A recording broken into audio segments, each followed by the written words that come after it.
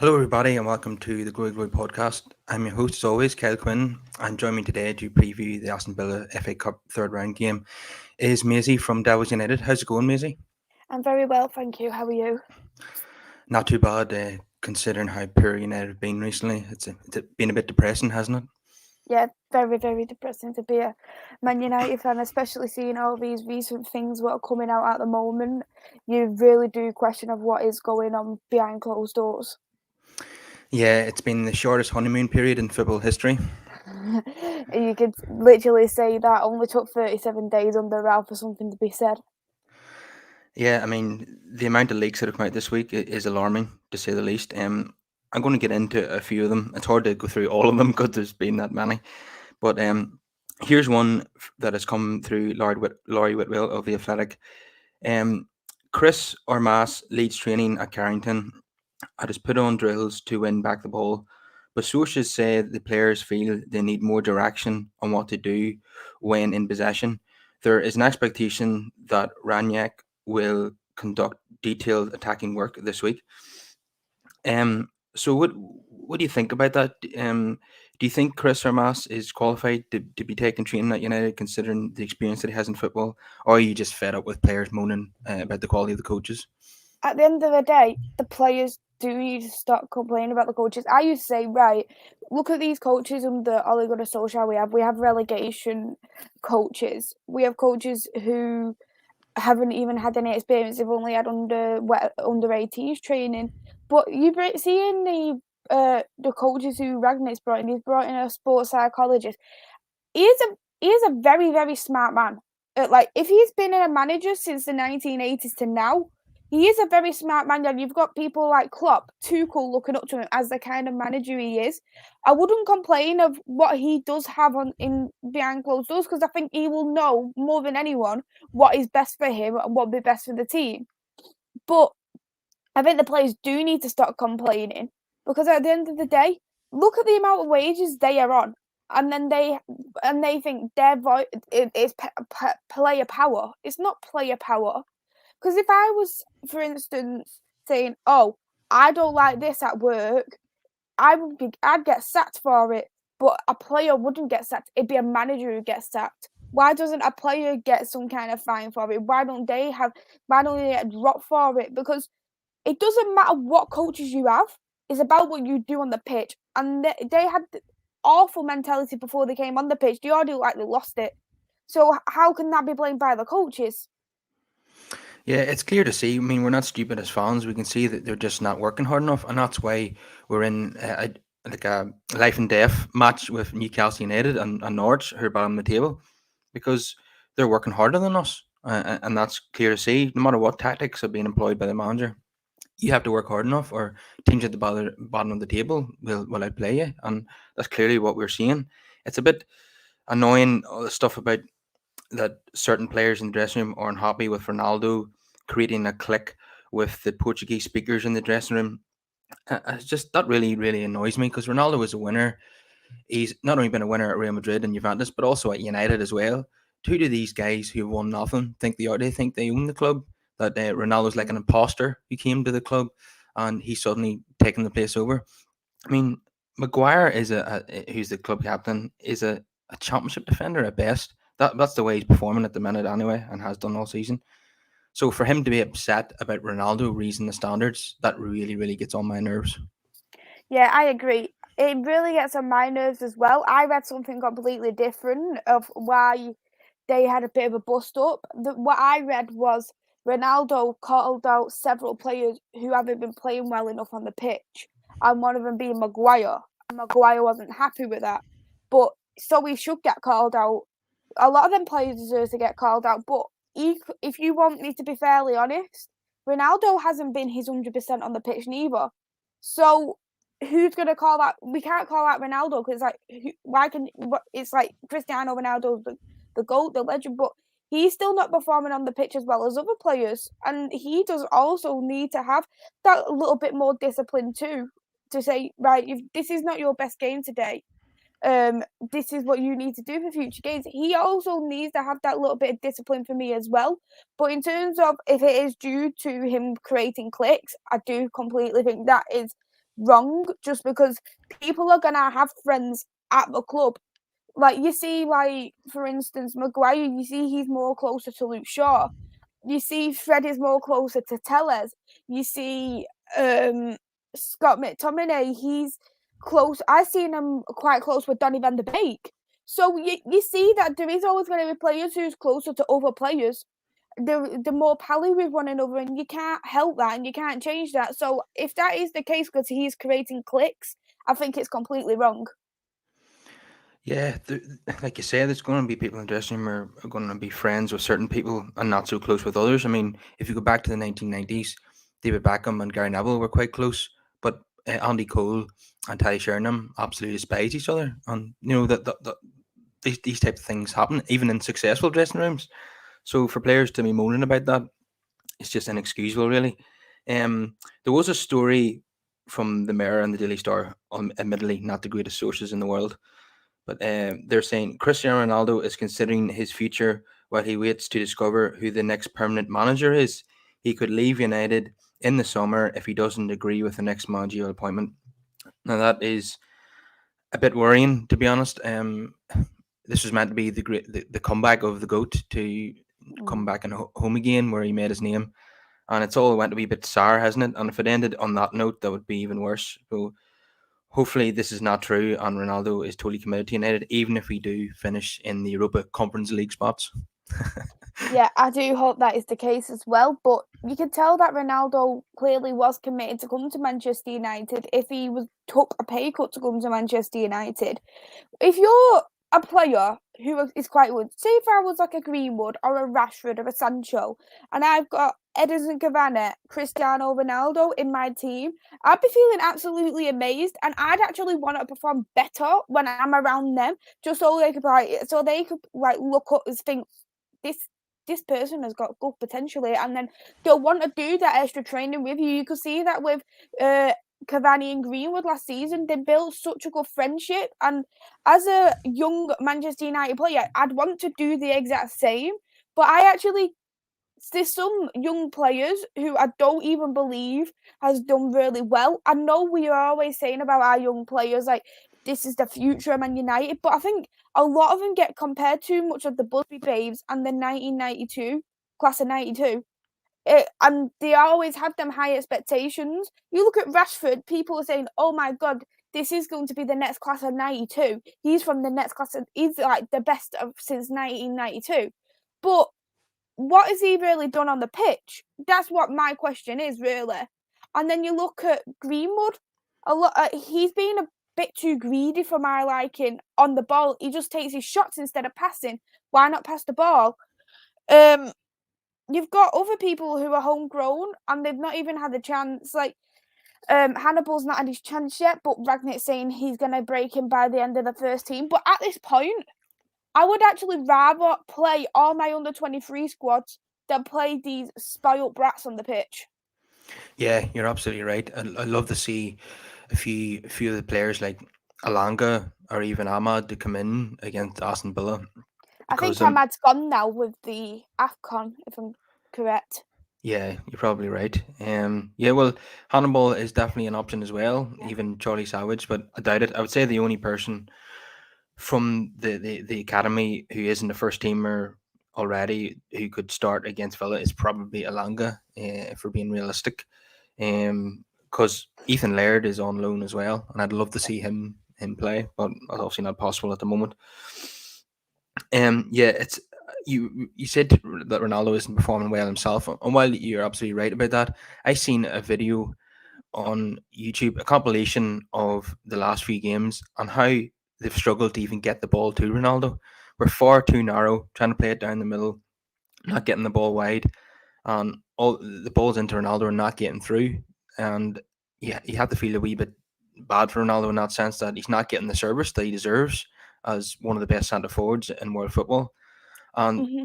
that leads me to come on to the formation. Now, I don't accept the players blaming the coaches all the time. Bit tired of it now because like the apt about Solskjaer and his coaches, and 37 days in to Raniak's reign, they're complaining again, trying to put the blame on other people. Well, so it seems, according to these leaks coming through the media. Um, So me personally, I would like to see a change in the formation. The 4-2-2 formation, I think, leaves us too narrow. Um, uh, Sancho and Greenwood effectively playing as number 10s. I don't think that really suits either of them. Sancho in particular needs to be on the right hand side for me, and that's where he excels the most as a right winger. Greenwood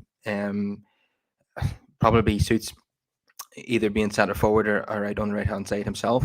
So obviously it'd be difficult to play both of them in their kind of preferred position. But I do think we need to go to a more 4-3-3 or back to the old 4-2-3-1. What do you think about that? I agree with that because that 4-2-2 is about if you've got pressing players. Say, for example, you've got 11 players in the pitch and you've only got two of them who press. The 4-2-2 formation is not going to work. And there's links that we're not going to get anybody in this window. So we're not going to get any more pressing players. Personally, as much as I can see Ralph is trying to make the change, scrap the formation, put something what the players are already used to. I'm not a particular big fan of that 4-2-3-1. I don't really like a double pivot formation, to be honest. I prefer a 4-3-3. I just think it's much more balanced for me. And when you see teams that have won titles, that has won trophies, 8 times out of 10, it's always that 4-3-3 formation. So I always think that is the formation I would personally go for. Or even another formation, what could be very useful would be a 4-4-2, just so you could still have the chance to play both Ronaldo and Cavani up front, and you can still use Sancho on in the wide. You could still put someone on the left like a Rashford or a Langer. So I think even the 4-4-2 would be beneficial too. Yeah, I wouldn't mind that either, to be honest. It's just watching this 4-2-2. It's clearly not working because Ronaldo obviously can't press all the time. Then he's got the two players behind Sancho and Greenwood, and they're not known for massive work rate either. And Cavani's coming deep to try and retrieve the ball, and he's supposed to be playing up front, and then the problems just start from there really. And then as we know, the back four is pretty weak. McTominay and Matic in midfield is pretty average to say the least. So it's no wonder that there's so many problems. Isn't that? Wouldn't you agree? Yeah, we definitely do need a midfielder. Do you know what my biggest concern is? The thing is, what really concerns me, when Big Fred doesn't play together, the midfield seems a lot more weaker. It's already weak as it is them playing, but I just think when they're not playing, it's even worse. That's what I genuinely believe. I feel like it's even worse. I'm not discrediting Matic because I think he's an overall brilliant CDM. But a lot of people are saying it's all Fred and McTominay's fault why we're not doing well. We lost our first away game when we didn't play them. It was a Pogba and Matic and a double pivot, and that was our first loss. We lost our unbeaten record, and that was against Leicester, and that was the two people who played in the double pivot. And you look at McTominay and Matic. The thing is with McTominay, even though he's a box-to-box midfielder, he still isn't brilliant going forward. I just don't. I'm not a fan of McTominay. He's quite. He just stands still all the time. He doesn't run. You need that kind of person in the number 6, number 8 role to run, to try and give them chances to the number 10, the forwards. And Fred, even though his shooting accuracy isn't as good, he still wins the ball better than McTominay. He still goes forward better than McTominay. He can still try and give opportunities better than McTominay. I think he's overall a much better player than McTominay, but a lot of people don't seem to agree on that.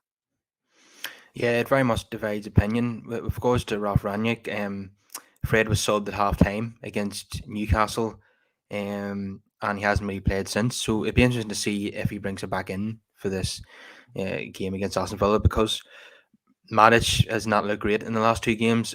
See, the problem is Matic is a great CDM, but 5 or 10 years ago, not now. He's obviously long past his best. McTominay excelled against Burnley, as we saw. It was similar to that performance against Leeds a year ago when we won 6-2. But once he comes up against better opposition in Wolves, he doesn't have the same impact.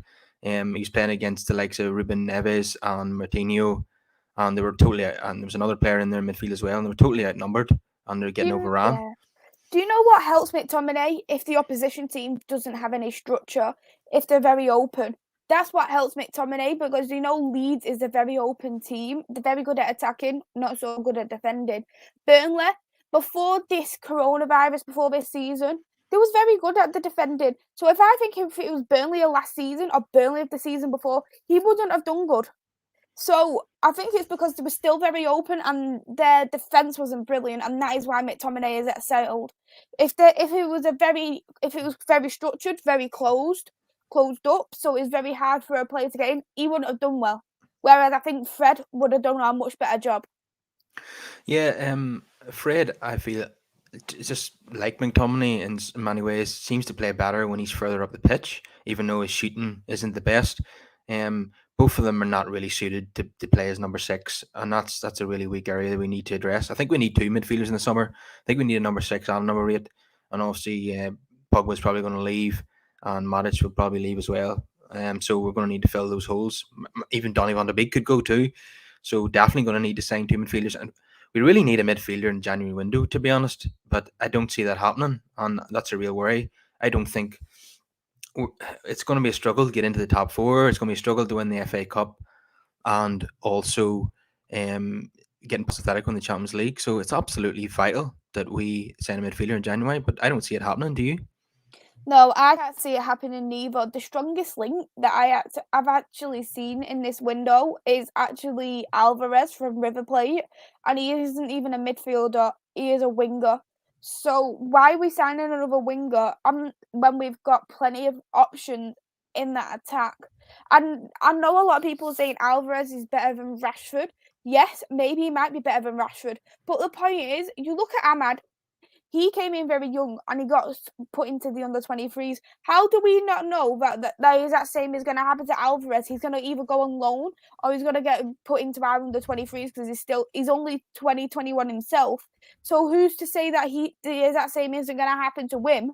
He's not going. I don't even think he's going to be there as a first team regular starter. He'll be there as a bench player or he'll be there as a prospect player. He's not going to be there as a player we're going to play right this second. Yeah, the last thing we need right now is another forward or another winger. How many wingers do we have with the club? 9 or something? We have quite a lot of wingers. Yeah, I don't think now is the time for that. So how you doing, Nell Keane, who's joining us? And he says, I want to get this up here. At the end of the day, he hasn't got the players to play with the high pressing style. The only two who can do it, and more than capable to do it, is Fred and Cavani. In my view, he needs to change it up a bit. Yeah, that's exactly what we've been saying, isn't it?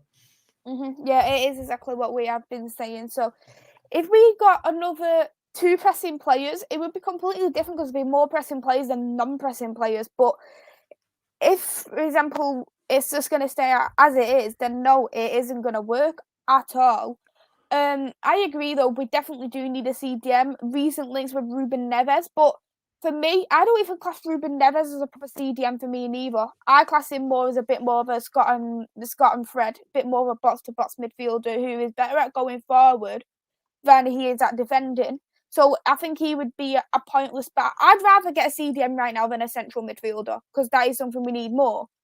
If I was obviously have the option to pick one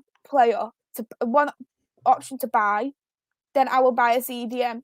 And if I was looking at buying a CDM, I would go with Calvin Phillips, cheap option, Premier League proven.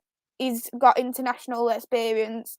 He's won trophies, even though he's won the championship, but he's got to the Euros final and he made a big impact. He won England's Player of the Year, so we all know the capable of Calvin Phillips. Declan Rice for me, far too expensive. Very good defender, bear in mind, far too expensive. The reason for that, he extended his contract last year, January last year, when we were looking at going for him, so he's going to cost too much money, and I wouldn't want to pay 100 million for him to get benched. They'd be pointless. There's players abroad. Kessie, he's going to be on the cheap just because his contract's running up. Tuka Mendy from Monaco is another option. I'll be someone who I would be interested in getting. Bear in mind though, he is still only very young, and I would question of what they would do with him as well.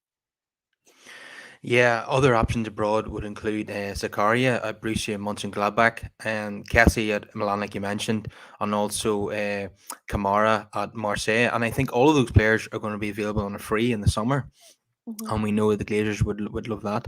Um, Calvin Phillips, absolutely. I think it'd still be reasonably pricey because he's a Premier League player. He plays for England, and probably not as dear as Declan Rice, but yeah, I think he would probably cost still somewhere in the region of 50 million. I'd reckon. Yeah, I read it was roughly around 40 million, and I even said what could have been a good option because, of course, Leeds bought Daniel James for 20 million. We could have easily just said, okay, you have Daniel James, we want Calvin Phillips, and we'll give you another 20 million for it. So then you're not even spending that much really on a CDM. You're offloading a player, and you're just spending little amount compared to what you would have spent for another CDM.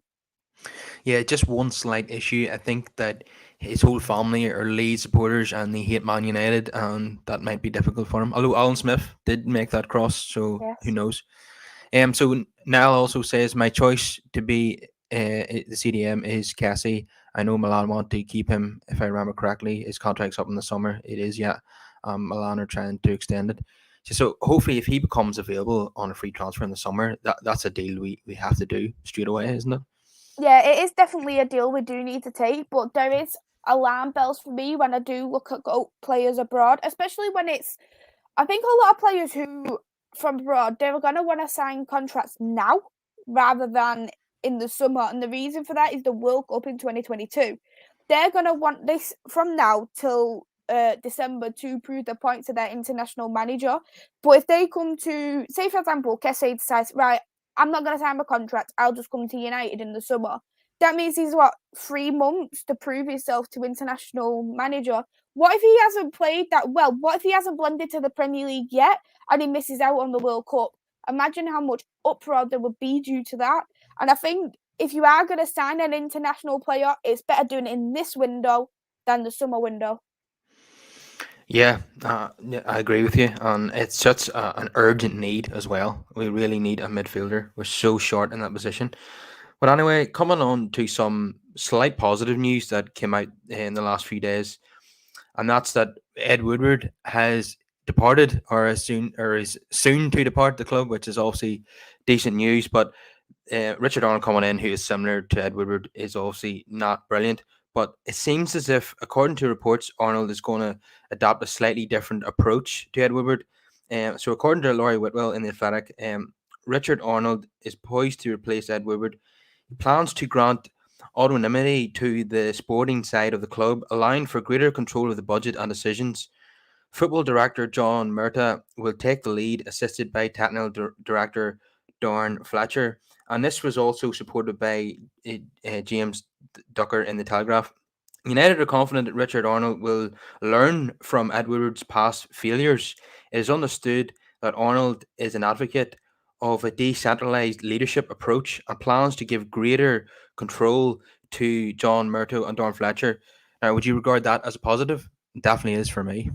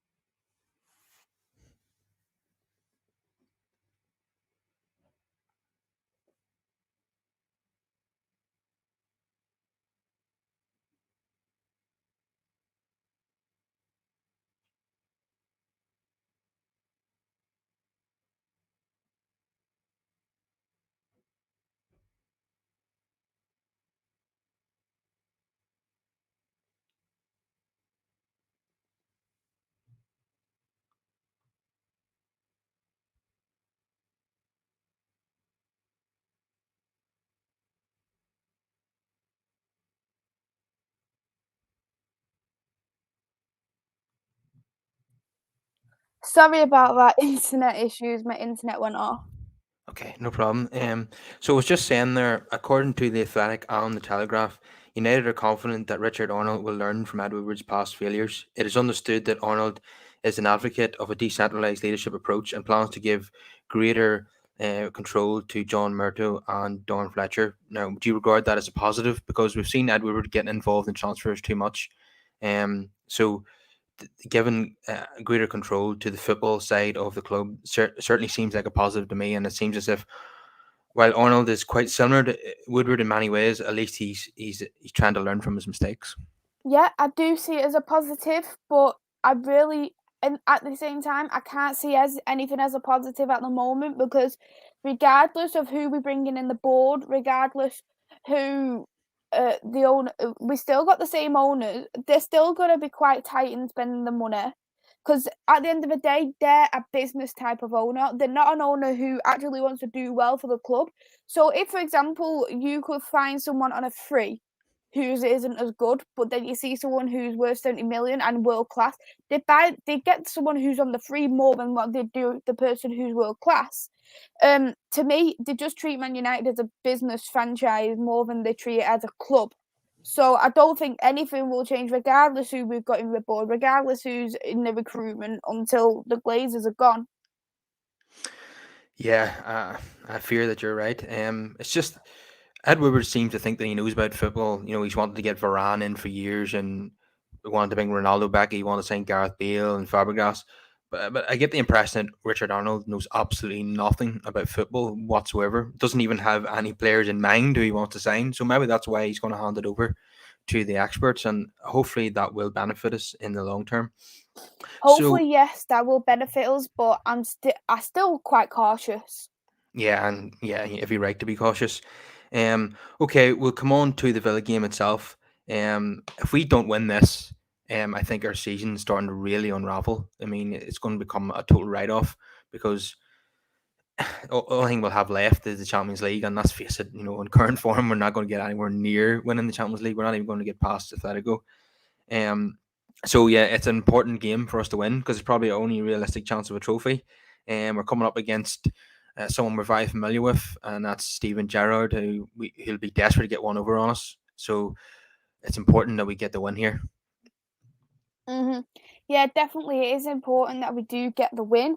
Um, to be honest, it's very hard because you look at Steven Gerrard, what he's done for Aston Villa, and he's really, really impressed me, to be honest. I think he's done it extremely well.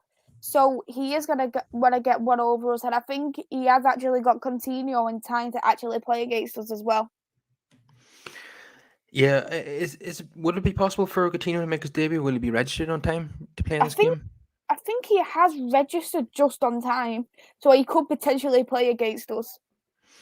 Yeah, I'm relieved somewhat that the game is at Old Trafford because I think if it was away from home, I think we would be in serious trouble. Because we've seen how we performed away from home against Newcastle when the crowd are against us, we're passing the ball around the back, and the defenders are being put under pressure. Then we could constantly lose the ball. We lost the ball 167 times against Newcastle, in our last away game. So that's extremely worrying. I'm glad this is at home. Although we are playing Aston Villa away from home in the next game after that. So yeah, let's hope we can get the into the next round. With regards to who's going to play in this game, I want to see definite changes at fullback. I want to see Dallo and Tellez come back in. Would you agree?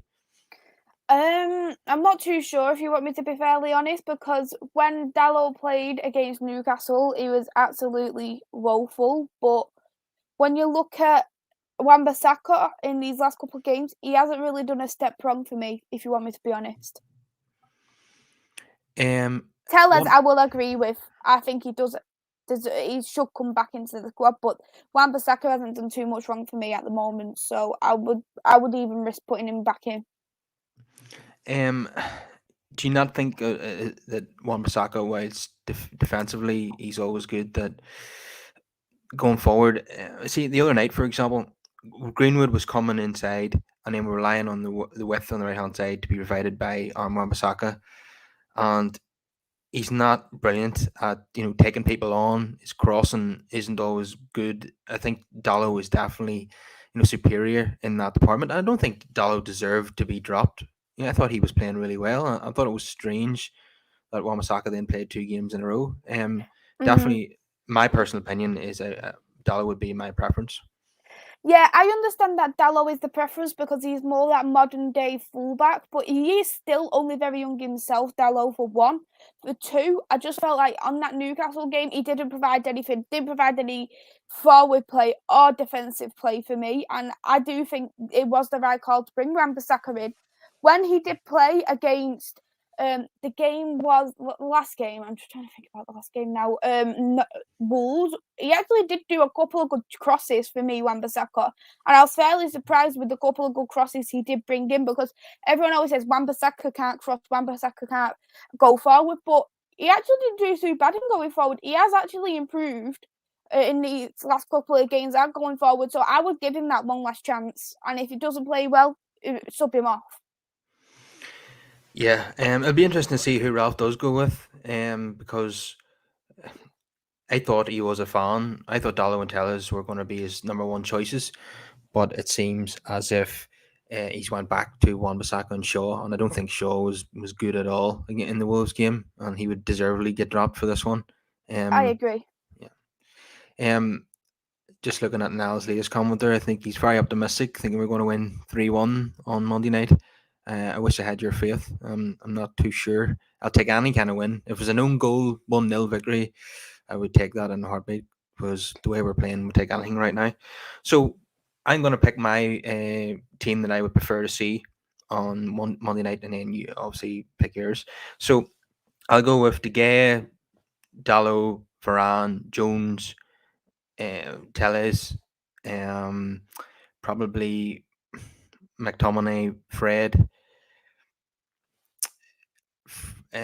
Hopefully he's going to change formation, and he'll go with um, Van der Beek, McTominay, Fred. I know it's optimistic. And then Sancho, Ronaldo, and Cavani. But it's hard to pick an 11 considering that we don't know if he's going to change formation or not. So what team would you go with? For me, I wouldn't even know what our strongest team is right now, but I'm gonna pick based off what I think. De Gea in goal, Wan-Bissaka on the right. I think Lindelof may potentially come back, so I think it's gonna be a Lindelof and I think Varane. Tellez on the left, and then in the number 6 role, I would have Fred and I would have Donna. I know people will probably say why are you playing him there, but I'll explain the reasons a bit in a minute. The next one I would have in the 4-2-2, I would have Sancho and I'd have Alanga because I think Alanga needs to play a little bit higher up compared to Donna. Whereas if Donny has Fred alongside him, he can go forward. And up front, I'd have Ronaldo and Cavani. Yeah, I would love to see that team. Yeah, I know I left out Fernandez there. I think he will come back in this game, based on his cameo against Wolves. I think he probably deserves to start. He's very unlucky not to score, hitting the crossbar in that game. And he did have an impact. He lovely ball over the top for Ronaldo at one stage as well. So yeah, I might have to have a rethink. So let's just assume that he will stick with the same formation. I'll go with De Gea, Dallo, Varane.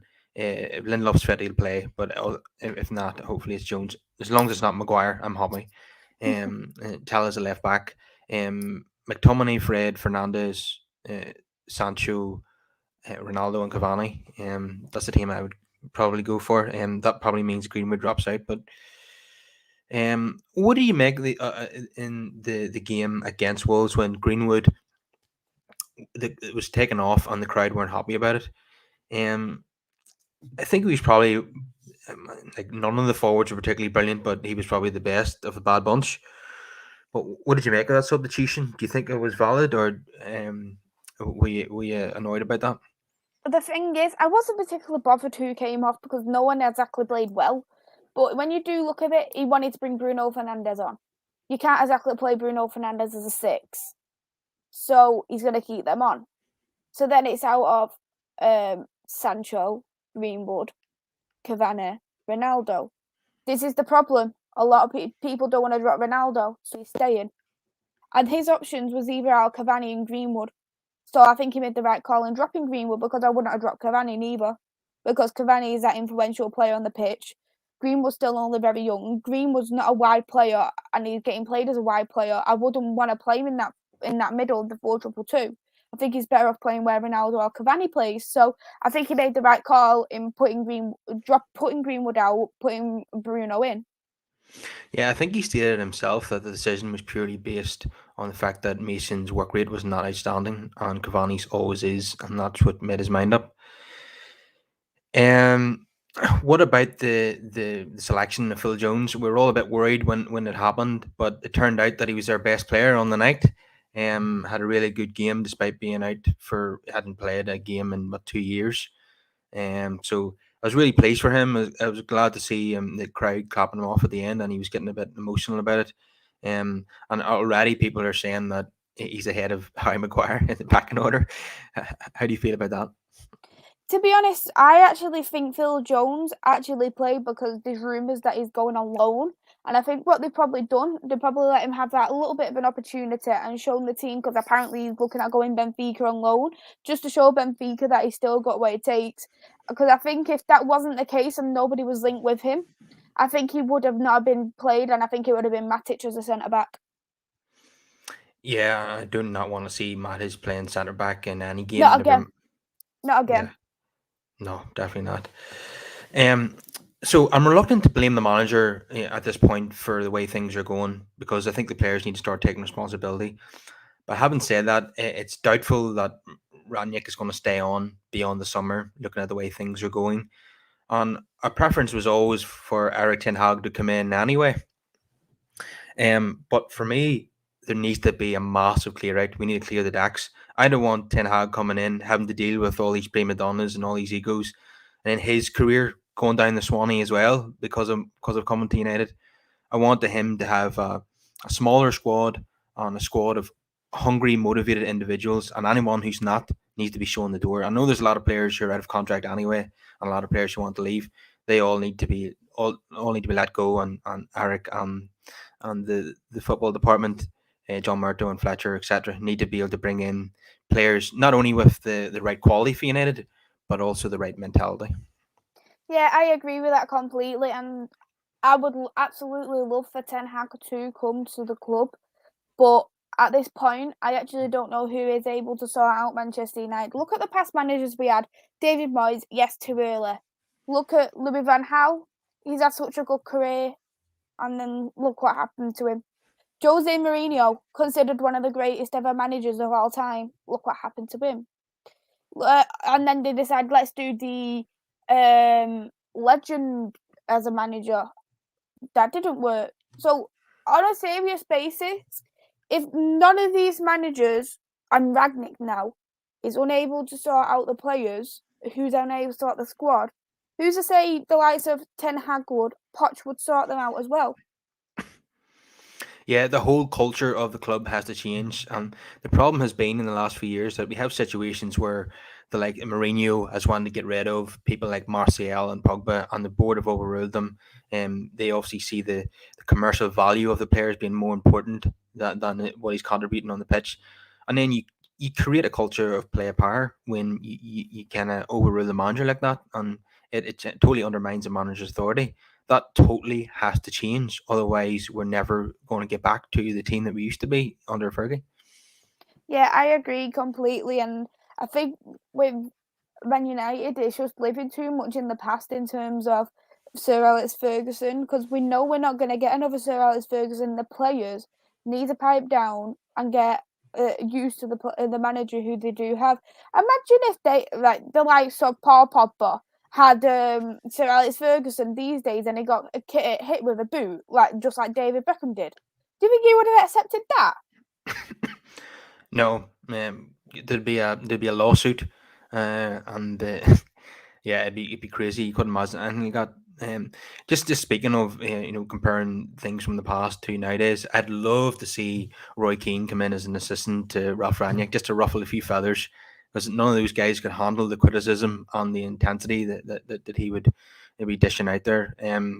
Like their egos will be bruised. They also they can't handle any kind of criticism at all. They always quick to blame other people on their the errors and their mistakes that they're making. So this season is fast becoming a bit of a write off anyway. So I just love to see someone like Keane go in there and certainly put a few people straight. But obviously, it's unlikely to happen. But I'd be all for it. Yeah, I would be up for it as well. Having Roy Keane somewhere in the dressing room just so we could tell them straight. I think it did happen last season, the season before. He did come to Carrington, and someone actually said something to Roy Keane, and he wasn't happy. I didn't hear about that. Mm. He Yeah. supposed to have came before the Manchester City game because we wasn't performing that well. And he come to have some words with the players, and apparently one of the players gave back chat to Roy Keane, and he wasn't happy. He went mad. And ever since Roy Keane came in, we was on like an unbeaten streak for a bit. Yeah, I don't think he would take too kindly to people back chatting with him. People who have won absolutely nothing in comparison to what he's done at the club. He's been a huge critic of many players in that dressing room. He's not even a fan of De Gea. That's how critical he is. He doesn't like Wan-Bissaka or Luke Shaw, Pogba, Martial. Fred is another one that he's went after. See, his standards are so high. He's not used to this level of kind of mediocrity. Even the idea of let's get into the top four, that really irks him. For him, United have to be first or nothing. Yeah, I'm the same as Roy Keane. I have standards as well. So I can see how he's feeling. Yeah. What did you make of the banner that's been appearing lately at Old Trafford? Which says standards, and it has Brian Robson, Arcanta, and Roy Keane.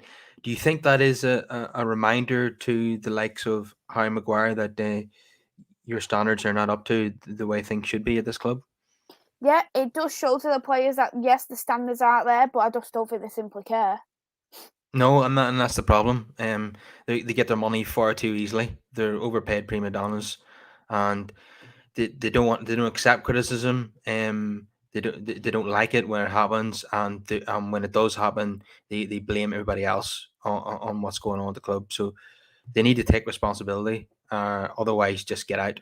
Just apparently there's 17 players, potentially who are unhappy, and there are at least 11 who want to leave. Don't let the door hit you on the way out. You do look at it though, and you do think if this is obviously a source, where have they put the number 17 out? Where have they put the number 11 out? So they clearly must have spoken to somebody, because is it like, did they just count how many people want to leave and how many people are unhappy? It just seems like a very, very odd number. Do you know, just to put out of thin air? Yeah, I know they've obviously sat down and thought about it, or else they've been given the information, kind of off the record. But those numbers are obviously increased by the number of players who are out of contract in the summer anyway, and obviously there's a few fringe players who don't play who go right. The players who are out of contract are obviously Pogba, Juan Mata, Jesse Lingard, and then players who never play are like Martial, Bailly, Jones, Van der Beek, obviously, and Dean Henderson. So there's a lot of players there anyway who are going to be leaving in the summer. Mm-hmm. Yeah, there will be a lot of players who will be leaving in the summer, and it's just a matter of who is going to be leaving now. Yeah, and because of that situation, we've been calling for like a total clear the decks, let's rebuild in squad, and it very rarely happens. Like, take for instance last summer, we brought in Varane, Sancho, and Ronaldo, and the only person who left permanently was Daniel James. So we never get the clear out that we want. But this summer it might actually happen, given the number of players who are out of contract and the number of players who are just not playing any football matches.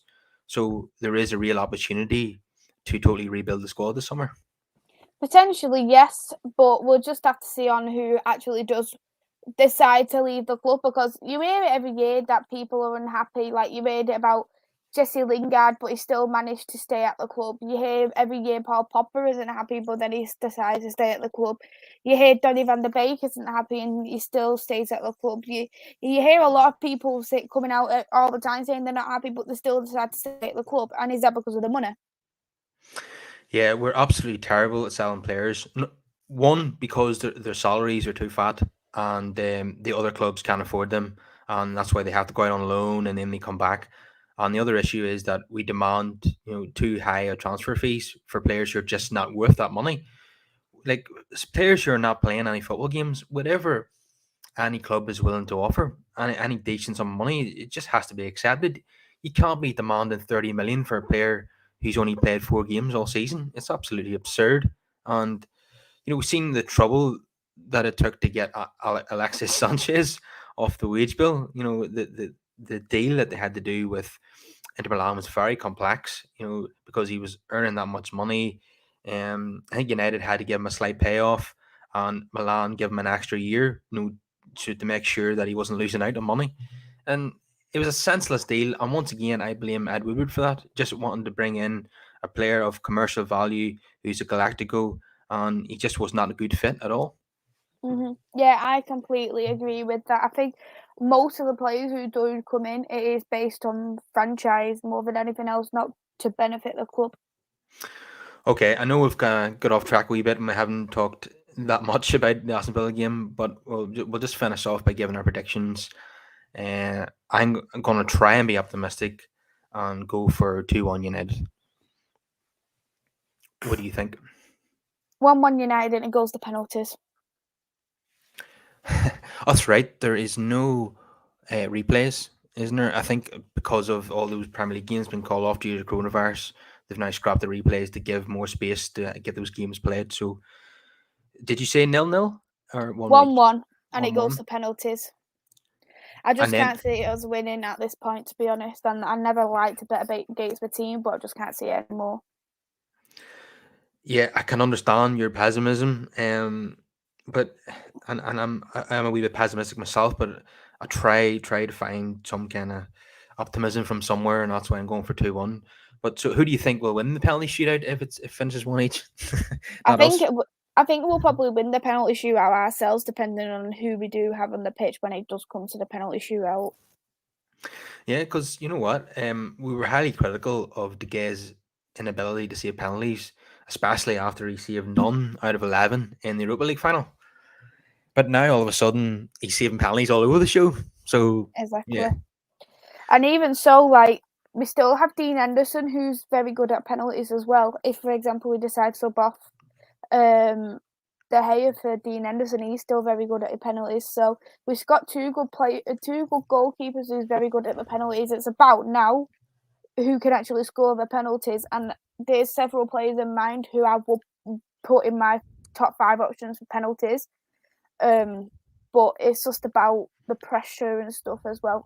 I'd put like Bruno, Ronaldo, Tellez. They'd be definitely my top 3 players for taking penalties. You know what? If you remember the Europa League final, even Fred done a very, very good penalty. I remember that penalty; it was cracking. and Maguire took a hell of a penalty in the Euros final against Italy. So even though we're not great fans of him as a player, maybe he's an option from the penalty spot. Yeah, Tellez, Fernandez, Ronaldo, absolute certs. Juan Mata, he's a great penalty record. You could bring him off the bench if need be, but not even sure he'll be on the bench, to be honest. Nell Kane says we'll win 10-9 on penalties. That's a very precise prediction for a penalty shootout. So he's Yeah. okay. It's been an absolute pleasure to have you on the show again. It's great to have you back on. Thanks for having me on. Really appreciate it. And sorry about the internet issues. Oh, you can't be helped. No worries at all. Okay, till next time. Bye.